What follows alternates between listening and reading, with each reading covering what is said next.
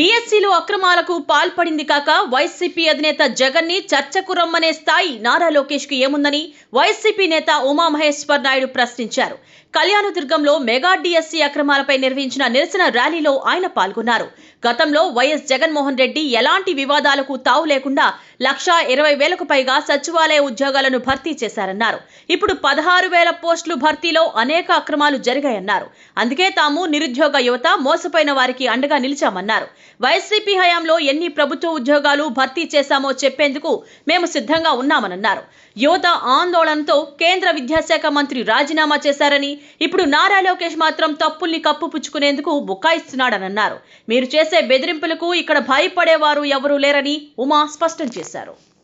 లోకేష్ బాబు గారు పాదయాత్ర చేసి రకరకాలైనటువంటి ఆచరణకు అమలు కానటువంటి అబద్ధాలు చెప్పి అధికారంలోకి వచ్చినటువంటి పరిస్థితి మనం చూసాం.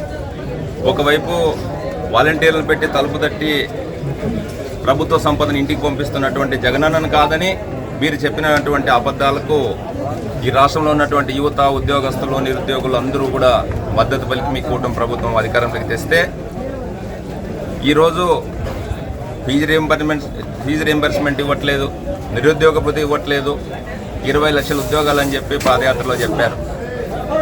ఉద్యోగాలు కూడా చదువుకున్నటువంటి వాళ్ళకు కాకుండా అర్హత లేనటువంటి వాళ్ళకి ఈ ప్రభుత్వం మంజూరు చేసే పరిస్థితి వస్తుంది. అంటే మనకు చేనికి వేసినటువంటి కంచె చేన్ని వేసిన విధంగా మనం ఓట్లు వేసినటువంటి ప్రభుత్వమే ఈ రాష్ట్రంలో మన పాలిట ఈ రాష్ట్రంలో ఉన్నటువంటి యువత, రాష్ట్ర ప్రజల పాలిట శాపమైందనేది సందర్భంగా మరొకసారి గుర్తు చేస్తున్నా. దీంట్లో భాగంగా మనం అధికారంలో ఉన్న, అధికారంలో లేకపోయినా మన నాయకుడు జగన్మోహన్ రెడ్డి గారి నాయకత్వంలో ఖచ్చితంగా వాళ్ళందరికీ అండగా ఉండాలి, బాధితుల తరపున ఈ ప్రతిపక్ష బాధ్యత మనం వహించాలి అనే ఉద్దేశంతో జగనన్న ఆదేశం మేరకు మెగా డిఎస్సీలో దగా డిఎస్సీ జరిగింది.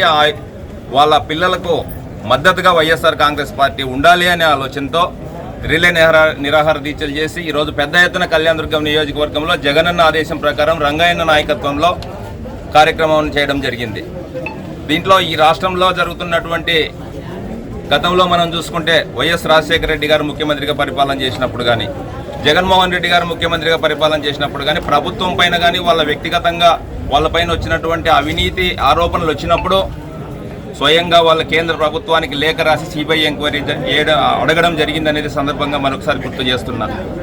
ఇప్పుడు వాళ్ళ మీద ఆరోపణ వచ్చినప్పుడు ప్రభుత్వమే స్వచ్ఛందంగా ముందుకొచ్చి మా ప్రభుత్వం పైన ఈ విధమైనటువంటి అవినీతి ఆరోపణలు వస్తున్నాయి, మీరు ఎంక్వైరీ చేసి తేల్చి ప్రజలకు నిజాయితీ చెప్పాలి, నిజాలు చెప్పాలి అనేది చెప్పాల్సిన ప్రభుత్వ బాధ్యత నుంచి తప్పించుకొని పోయినప్పుడు ప్రతిపక్ష బాధ్యతగా జగన్మోహన్ రెడ్డి గారి నాయకత్వంలో మేమందరం కలిసి ఈ రాష్ట్రంలో బాధితుల పక్షాన ఉండాలనే ఆలోచనతో ఖచ్చితంగా వీళ్ళు ఫైట్ చేసే కార్యక్రమం జరుగుతూ ఉంది.